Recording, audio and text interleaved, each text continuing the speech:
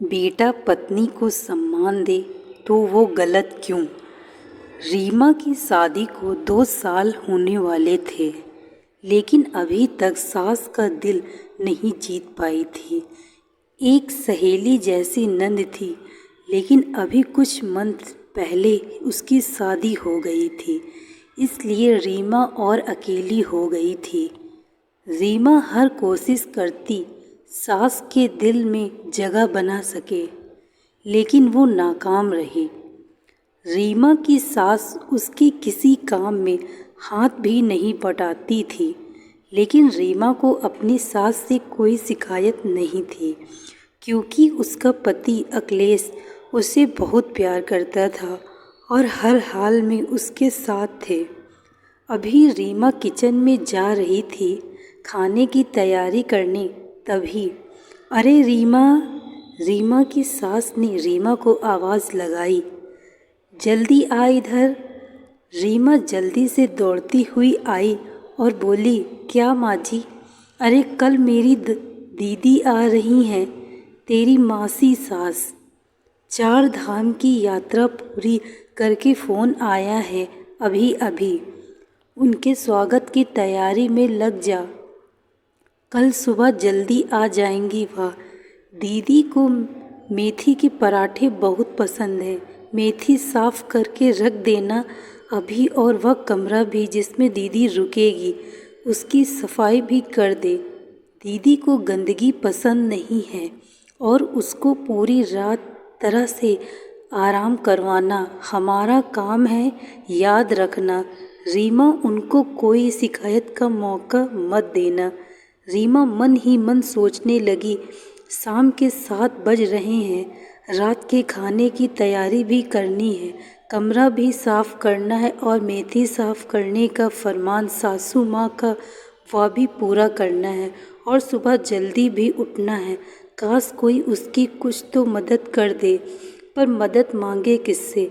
माँ और बेटा मैच देखने बैठ गए। मैच देखते हुए मेथी भी साफ़ कर सकते हैं, पर नहीं, खुद तो चलाकर बोलेंगे नहीं कि कोई काम है तो हमें बता दो।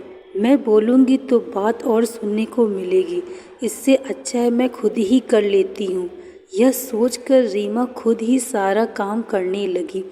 वैसे भी आज तक उसके पति अखिलेश ने जब भी उसकी किसी काम में मदद करनी चाहिए, माँ जी ने जोरों का गुलाम बोलकर उसका मजाक बनाया। इससे अखिलेश ने गुस्सा होकर रीमा के घर के कामों में मदद करना बिल्कुल ही बंद कर दिया। रीमा ने भी फिर कहना बंद कर दिया। उसको शांति से जीना था अखिलेश के साथ, क्योंकि वो नहीं चाहती थी घर में हर दिन कलेश हो और घर का सुकून बर्बाद हो। इसलिए चुप रहने में ही भलाई है। काम करते करते रात हो गई। रीमा थक कर सो गई। सुबह मेन डोर की घंटी से नींद उड़ी। मौसी जी आ गई थी। रीमा की सास अपनी बहन को देखकर बहुत खुश हुई। रीमा और अखिलेश ने मौसी जी के पांव छूकर आशीर्वाद लिया। रीमा चाय नाश्ता बनाने चली गई और अखिलेश मौसी जी के पास ही सुबह का पेपर लेकर बैठ गया।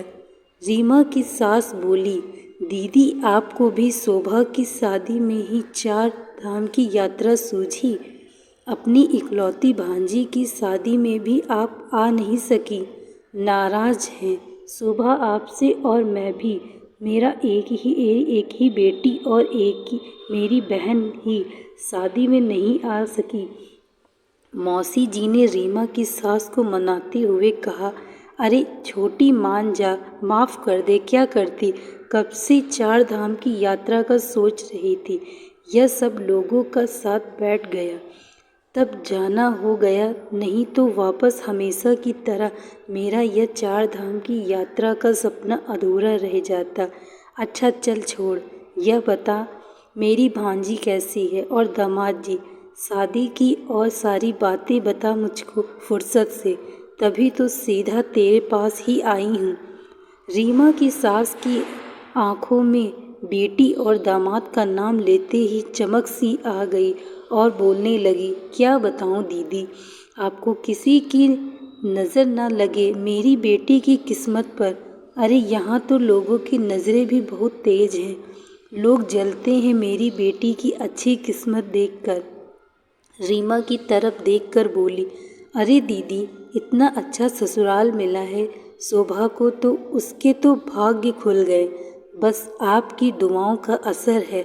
आप हमेशा बोलती थी उसको कि शोभा बेटा तू राज करे, ऐसा ससुराल मिले। और देखो दीदी, सच में वह तो राज कर रही है, राज। यह सब बोलते हुए रीमा की सासू माँ फूली नहीं समा रही थी। और दामाद जी तो हीरा है, हीरा। शोभा बता रही थी कि उसने अभी तक सुबह की चाय नहीं बनाई इन 7 महीनों में। दामाद जी को सुबह जल्दी उठने की आदत है, सुबह की चाय वही बनाते सबके लिए और शोभा को उसके कमरे में चाय देकर आते हैं। क्या बोलते दीदी, उसको बेड टी। ऐसा बोलकर रीमा की सास जोर जोर से हंसने लगी। शोभा की छोटे बड़े कामों में मदद करने के लिए हर वक्त उसकी सास, उसकी ननद और दामाद जी हर वक्त तैयार रहते हैं। शोभा किचन में काम कर रही है तब दामाद जी उसको आवाज़ नहीं लगाते, खुद ले आते हैं अपना सामान। बहुत ही संस्कारी लड़का मिला है दीदी।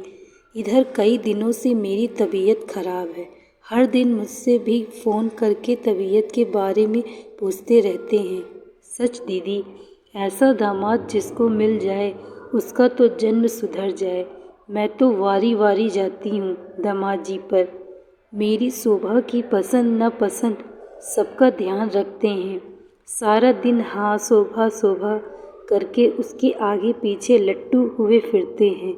जिस माँ की बेटी का ऐसा पति हो वह तो बहुत खुश नसीब होती है। बेटी की तरफ से चिंता मुक्त हो गई दीदी। मैं तो चैन की नींद सोती हूँ। और जोर जोर से हंसने लग गई रीमा की सासू माँ और साथ में मासी भी। इस बीच अखिलेश वहाँ से उठ जाता है और रसोई की तरफ जाने लगता है। तभी माँ बीच में बोलती है, अरे तू किचन में क्या लेने जा रहा है, पेपर पढ़, आवाज़ लगा दे रीमा को यहाँ से चाय नाश्ता लाने के लिए। अखिलेश पीछे मुड़ता है और माँ से बोलता है, नहीं माँ, मैं आज से रीमा को बाहर बैठा हुआ आवाज़ नहीं लगाऊंगा, बल्कि रसोई में जाकर खुद मुझे जो चाहिए वह ले आऊँगा। छुट्टी वाले दिन जितना संभव हो उतना उसका हर काम में हाथ बटाऊँगा। आज मुझको पता चल गया आपकी बातें सुनकर, अगर पति अपनी पत्नी का किसी काम में मदद करे, हाथ बटाए, उसकी पसंद नापसंद के बारे में पूछे, प्यार और इज्जत से बात कर ले, तो वह जोरू का गुलाम नहीं होता, बल्कि ऐसे व्यवहार और प्यार से तो खुद पत्नी अपने पति की शुक्रगुजार हो जाती है। और पत्नी नहीं बल्कि उसका परिवार और उसकी माँ की तो पूरी चिंता दूर हो जाती है, जैसे आपकी चिंता दूर हो गई अखिलेश को लेकर। मुझको तो खुद पर शर्म आ रही है कि यह बात मैंने पहले क्यों नहीं सोची। काश रीमा की मम्मी भी आपके जैसे अपने दामाद के बारे में, यानी मेरे बारे में, किसी को इतना खुश होकर बोल सकती। पर चलो कोई बात नहीं, जब जागो तब सवेरा। आज से मुझको भी दामाद जी जैसा बनना है माँ। पीछे चाय नाश्ते की ट्रे रीमा खड़ी थी। वह अपने इस नए रूप वाले अखिलेश को देख रही थी। आंखों के कोर गीले हो चुके थे। रीमा को अखिलेश ने शरारती मुस्कान से देखा। रीमा को लगा 4 धाम की यात्रा मौसी जी की पूरी हुई और फल उसको मिल गया है। आज मौसी जी के लिए रीमा गरम गरम मेथी के पराठे बनाने के लिए खुश होकर किचन में दौड़ गई। पीछे से अखिलेश भी आ गया और उसकी मेथी तोड़ने में मदद करने लगा। अगर दामाद बेटी को खुश रखता है तो वह हीरा है, और अगर बेटा बहू को खुश रखे तो वो जोरों का गुलाम हो जाता है। ऐसी सोच क्यों है? और ये एक घर की बात नहीं है, हर घर की बात है।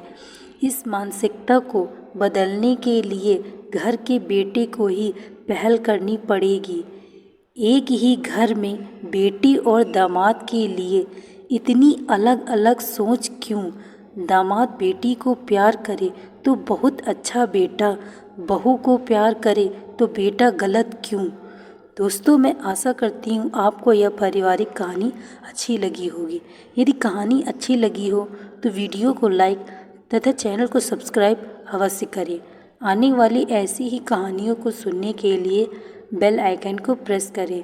Thank you so much watching this video. Like, share and subscribe.